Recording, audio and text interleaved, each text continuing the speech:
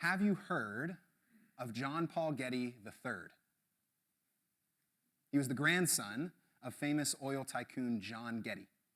In 1966, John Getty, according to the Guinness Book of World Records, was the wealthiest man on planet Earth. He was worth over $1 billion. And so you'd think his grandson, John Paul Getty III, would be fairly well off, right? He'd have a pretty comfortable life. But that's not how the story went. In 1973, John Paul Getty III was kidnapped and held for ransom. $17 million was the number demanded. They were trying to extort the Getty family. And his granddad, John Getty, was notoriously frugal. Just to give you some examples of what this looked like in his life. He actually had a payphone installed at his mansion where he lived, so that when neighbors came over and needed to make a call, they'd have to bring their own quarters. They'd have to cover the cost themselves. Whenever his clothing would wear out and fray on the edges, he just cut off the edges and keep wearing it because he didn't want to buy more.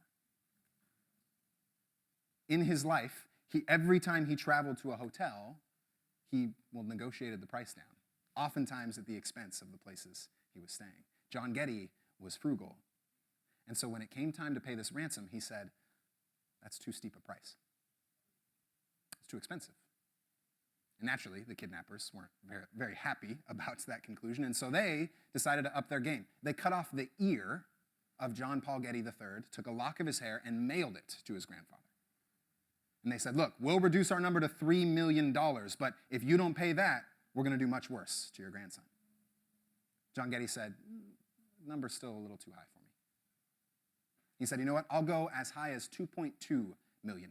That's as far as I'll go, which is kind of random, right? Why 2.2? Well, that was the maximum amount he could deduct on his taxes at the end of the year.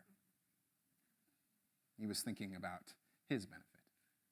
And then he said, to make up that other $3 million, I'll lend $800,000 at 4% interest to my own son, who will then have to pay me back. And eventually, the kidnappers did release John Paul III. The kidnappers got arrested, but the damage had already been done. John Paul Getty III lived a tortured life. He was in and out of being addicted to drugs that led eventually to a seizure that paralyzed him until his death at age 54. The story of the Getty family is a pertinent reminder to every single one of us. You can get everything you want in the world and still be missing true life. You can get all of the stuff, all of the possessions, all of the money you want, and it can rule you. It can dictate everything you do. As John D. Rockefeller, one of the wealthiest men who ever lived, he was asked in an interview, how much money is enough? He said, just a little bit more. In this, our latest installment in our series we're calling Enduring Questions, we're going to look at a parable that Jesus tells us about this deeply ingrained part of our humanity called greed. It's something that many of us know exists, but we often don't want to acknowledge. Jesus calls it out and says, well, there's a way through it, and I want to lead all of you through it. And there's three things he does in this passage that we're going to explore together. First, he points out a problem. Second, he proposes a parable. And third, he proclaims a paragon. Fancy English word, yeah. I'm an English major. You'll learn what paragon is today. It's a good vocab word to take away with you. He points out a problem, he proposes a parable, and he proclaims a paragon. If you have a Bible, turn in it with me to Luke. This is the third book in our New Testament, if you're flipping there. If you have an app, that works as well. We're going to have the text up on the screen as I read here. Luke chapter 12 is where we're going to be, starting in verse 13. Someone in the crowd said to him, "Teacher, tell my brother to divide the family inheritance with me." But he said to him, "Friend, who set me to be judge or arbitrator over you?" And he said to them, the crowd, "Take care. Be on your guard against all kinds of greed, for one's life does not consist in the abundance of possessions."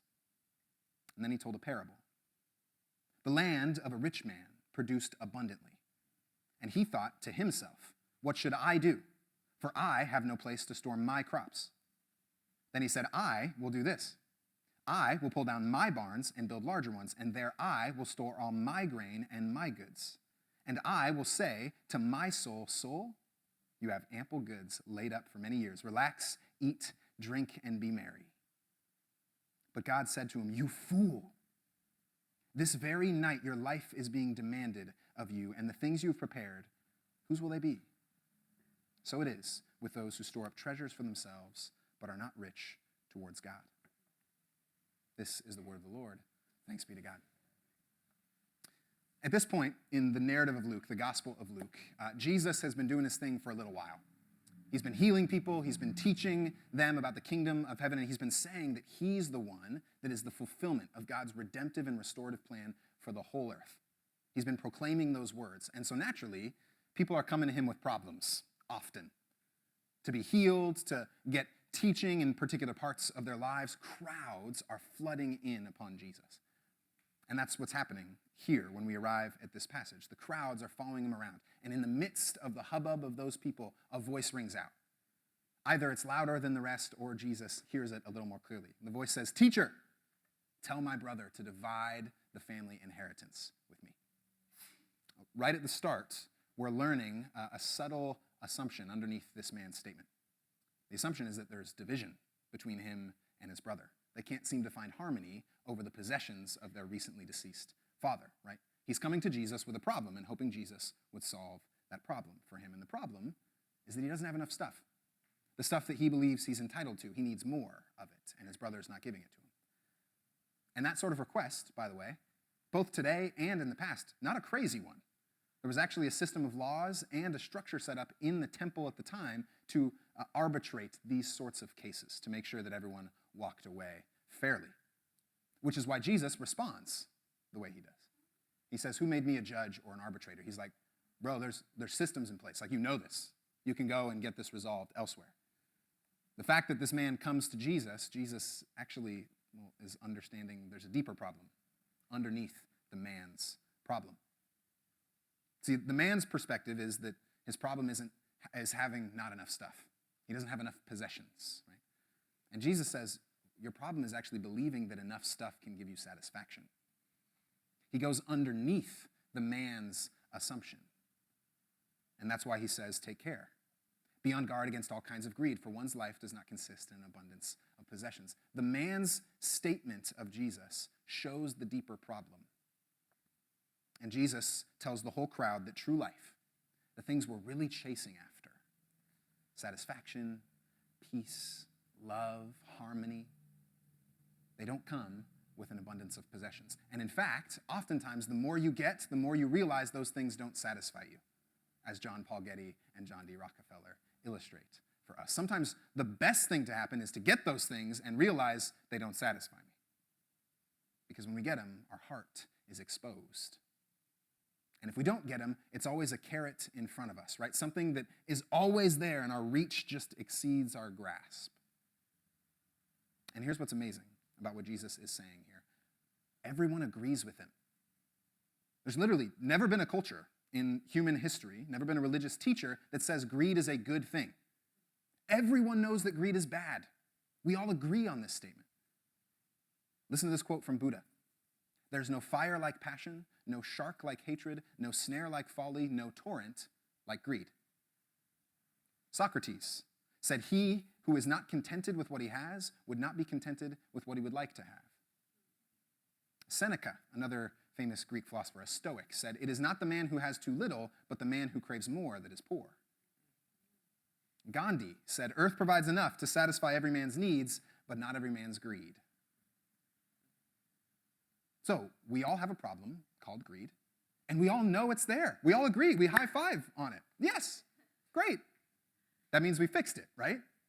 We've acknowledged the problem, and now we can rid ourselves of this. That's not how it works, right? We can know the right thing to do and still fail to do that thing. That happens all the time in our lives, and we experience greed at an incredible level in our culture today. Greed has not gone away. In fact, it's just as prevalent now as it's always been. We live in a Western world that tells us that the obtaining of more stuff will give us real, lasting satisfaction. America runs on that notion. Truly, America runs on Dunkin', but that proves the point, right? If you just get Dunkin', then you can run. If you just get more donuts and more coffee, then you'll be satisfied. We can help you do the life that you're made for.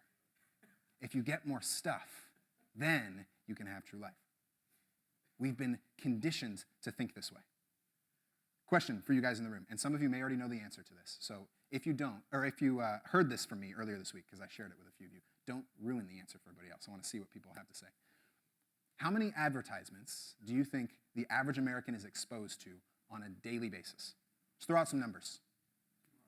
200 a day. 1,000. Okay? Both of those are way too low. Between 4,000 and 10,000 advertisements a day is what the average American is exposed to. That's average. Think about all of the advertisements in your life, on your phone, on your computer, billboards, cars driving by, newspapers, radio. Our world is inundated with, messages of telling us that we need to get more. We need to get more, and then we can have true life. Those numbers, by the way, from digital marketing experts in an interview with Forbes. So a fairly reliable source. And some of us like to think, well, sure, but they can't really get me, right? I'm much smarter than this. There's billions of dollars to say we're not much smarter. There's teams of psychologists who have jobs that are only consist of convincing your head and your heart that you need more to get true life. That's their job, to manipulate your mind and your heart. And I know this is true because I've been part of sales and marketing. That's what I was trained to do. Some of you may not know this. I used to sell knives. Really fun fact. Yeah. Not what you think. I didn't have this trench coat and just hey, want some knives? Didn't quite work that way. I used to sell Cutco. Some of you may be familiar with the brand of knives. They're actually, honestly, really good knives. And I'm not going to sell you on it this morning. I promise. I'm not.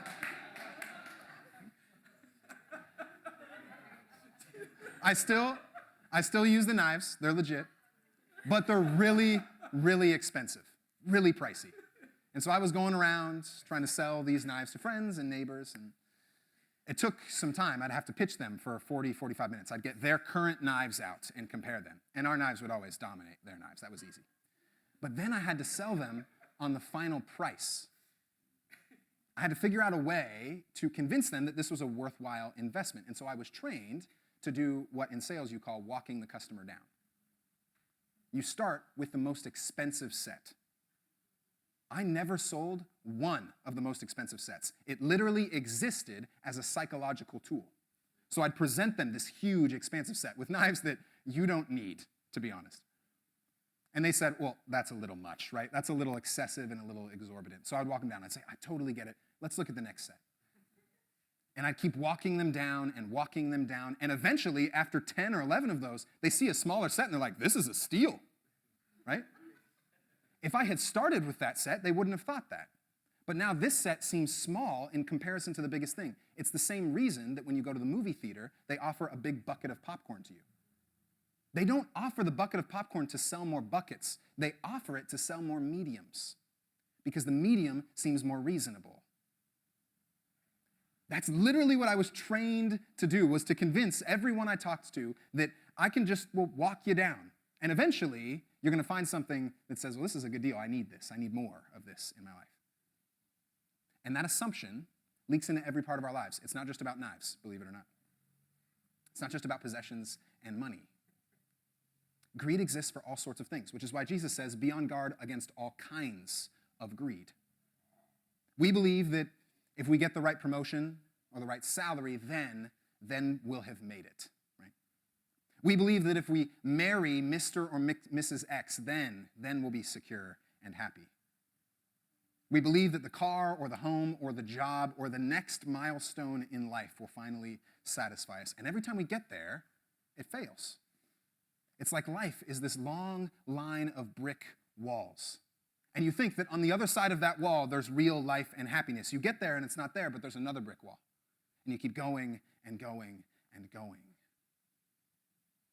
That's the principle, the problem that Jesus exposes. We've got a problem with greed. And so if that's true, and we all know it's true, and we all agree on it, why can't we fix it? Why can't we do better, right? We have these great moral examples across every faith and across every culture. Why can't we figure this out? Well, according to Jesus and according to the scripture, it's because we're sick. We have a condition. The condition is called sin. Greed is just a symptom of that bigger sickness. And I know that the word sin has been weaponized and abused to shame people and condemn people. That's not the goal of Jesus. He doesn't look to shame people, he looks to heal them. So when he talks about sin, I want to be very clear what he means. Sin is disordered love. Sin is disordered love. The story of the scripture says that we as humans were made to love certain things. We were made to love God, we were made to love people sacrificially, and we were made to love the earth that God has given us. We're to do all of that with self-sacrifice, with giving ourselves away for the sake of those things. We're made to love, and what's happened is that we've gotten our loves out of order. We've decided to say that I'm going to love this thing in this way at this time, and it actually leads us to death and destruction rather than true life. And we notice this. If you really dig into it, think about the times that you're most dissatisfied.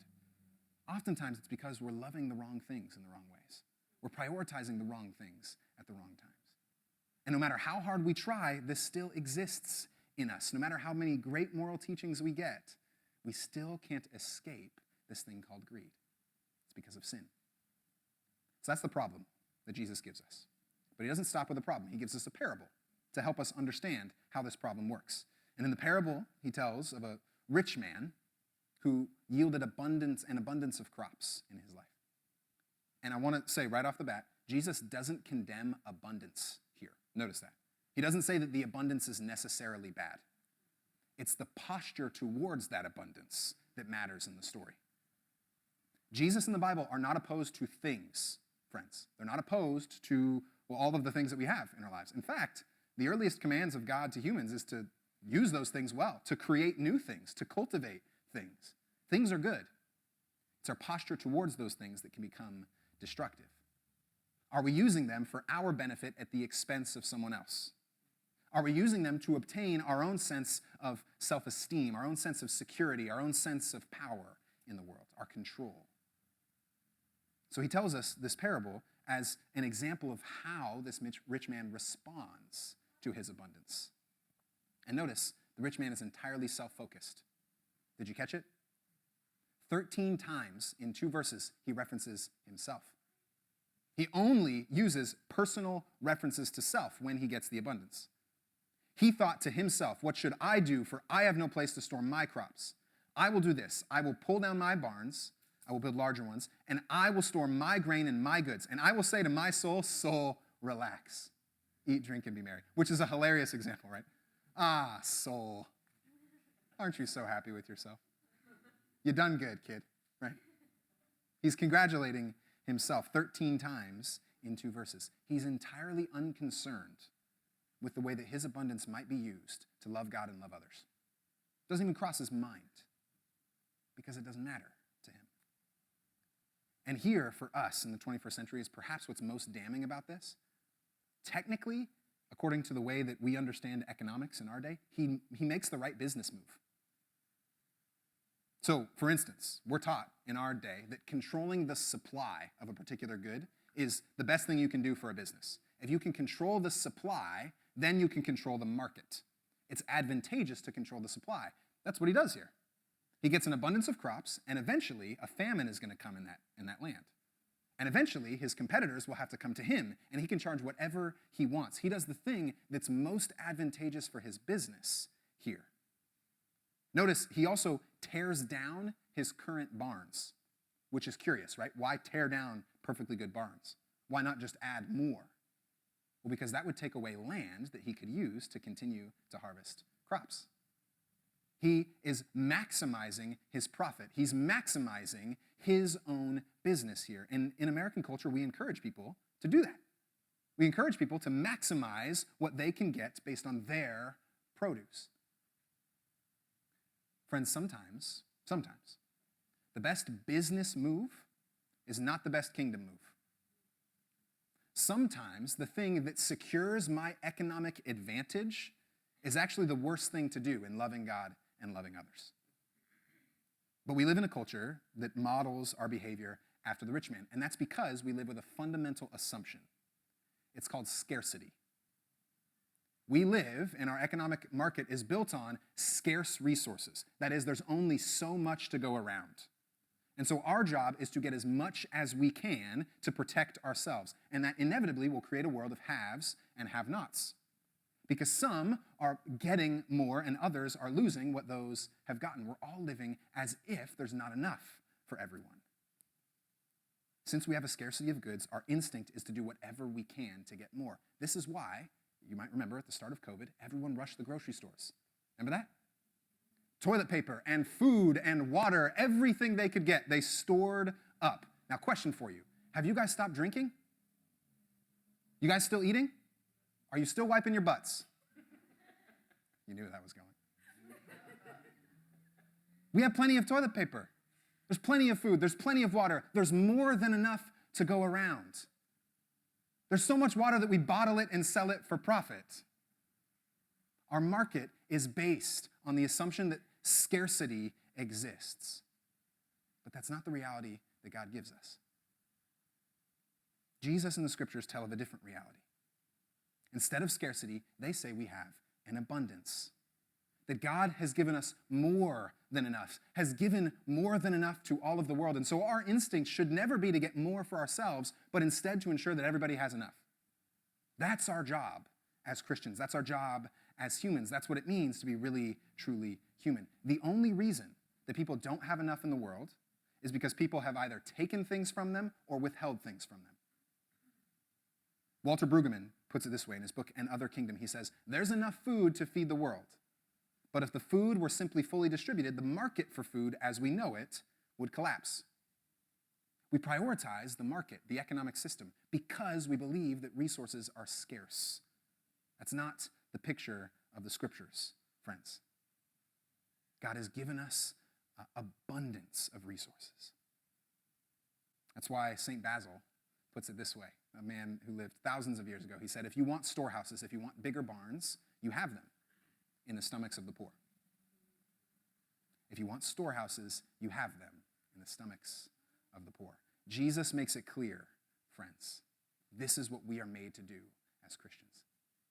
And that means we've got to make a shift from scarcity to abundance. I've got a graphic here that I wanted to share with you that I think illustrates how this leaks into every part of our lives. So a scarcity mindset says there's not enough to go around. But an abundance mindset says there's plenty for everyone.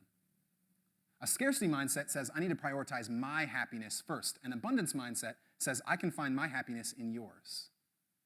A scarcity mindset says I know all of the answers. An abundance mindset says I can learn from you. A scarcity mindset promotes the self. An abundance mindset focuses on others. A scarcity mindset micromanages and distrusts. An abundance mindset promotes freedom and trust. And a scarcity mindset says play it safe and keep myself comfortable and secure. An abundance mindset says risk for the right things in order to grow. This is the move Jesus is calling us to make, to move from scarcity to abundance. And that's actually why the church exists, you guys. When we give, we're not just giving to some production on a Sunday morning. When you drop money in that offering box, when you scan a QR code and you give to Midtown, you are giving so that we can ensure everyone is taken care of. And so that we can continue to provide abundantly for anyone that's in need in our community and near our community. There's a reason we meet in Hope Women's Center, because they're doing that work every day. There's a reason we gather in this room. We want to make sure as a community that the world is experiencing the abundance of God, not the scarcity of the world. There's plenty to go around. And yet, this rich man fails. That's why the parable ends the way that it does. God calls him a fool, says, your life will be demanded of you tonight. What he's really saying is, hey, you're going to die, man. And then a rhetorical question at the end, where's your stuff going to end up? It's going to end up in the hands of everyone else, right? He's saying that all your work at hoarding was for naught because it still ends up with someone else anyway. So why didn't you give it away to them in the first place? You had the opportunity to bring abundance and life to the world, and you chose to hoard instead. He's saying that the result's always the same, so we can start living in the kingdom now. We don't need to hoard for our own security. So that's what Jesus tells us with the parable. He's illustrating what greed does in us, and he's illustrating the scarcity that informs our greed so often. But we still have a problem. That's sickness. That's sin. We can't seem to solve greed. Him giving us this example doesn't solve it for us. We've all failed to be human in one way or another. We know that true humanity is to love God and love others with abundance, and we have failed to reach that. And so we need a human that can be truly human for us. And yet we know that every human who's tried has failed. So we need something beyond humanity as well. We need someone who is at once able to be the human we were made to be while also being stronger than the humans that we are. And that brings us to the third P, the paragon. Oh, so excited to share this word with you guys. It's a fun word. It actually really just means a perfect example. That's what paragon means. And it was a nice alliteration, so there you go. Paragon is the perfect moral example, and the Gospel of Luke tells us that Jesus is the paragon. Jesus, in his life, in his death, and in his resurrection, is the one who can be truly human, but who can also overcome humanity because he's God. He's the one who can do both of the things that we are unable to do. And Jesus tells us that because of that, when we trust in him, when we place our hope and satisfaction in him and not the things of the world, we will get the true life we're made for. He has charted the way to being truly human, to restoring our humanity. That means that the only way we avoid being like the rich man, it's not by increased willpower. It's not by just bucking up and doing better. It's by trusting that we need help and that Jesus provides it. It's by believing that in Jesus I can have real, lasting life, that I can lose the grip that every other thing has on me in the world, because greed is a grip, and it's strong. Instead of saying, I need more things in order to be happy, we need to say, I have hope in Jesus. He's given to me abundantly, and I have true life in him, so I don't need to hold on to these other things. I don't need to hold on to these false givers of life. And when we do that, something remarkable starts to happen in us. Scripture calls this the Spirit of God moving through us. Because we let go of these false visions of life, we actually become more generous. We actually become people who are more shaped like the original humanity we were made to be. Jesus starts to work in us. When we trust in him, we start to become more like Jesus, little by little by little. But it only comes when we acknowledge our need for him. The only way to get true life, friends, is to let go of the false life. You can't receive what God has for you if your hands are like this. It can't happen. We need to open our hands and receive the life of Jesus into our lives. Allow his priorities to determine our priorities. Because when we do that, we get real humanity. We get real life. And greed loses its grip on us. In this parable, Jesus puts the problem of greed right in front of us. He gives us a story where the rich man is almost foolishly greedy. It's easy for us to laugh at until we realize we're the same sorts of people. And then, throughout the rest of the Gospel of Luke, Jesus exemplifies that he's the solution to that problem. It's not better willpower. It's not more moral excellence. It's by trusting in Jesus, putting your hope in him. And so now the ball's in our court. How are we going to respond? As we go out beyond these windows into the world, how are we going to respond? Are we going to be people who continue to perpetuate scarcity? Who continue to think that there's only so much to go around and I just need to get what I can for me and mine? Or will we trust that Jesus has come to give us true life and that there's an abundance for everyone? Jesus is quite clear. There's only one way to get true lasting life. It's in him.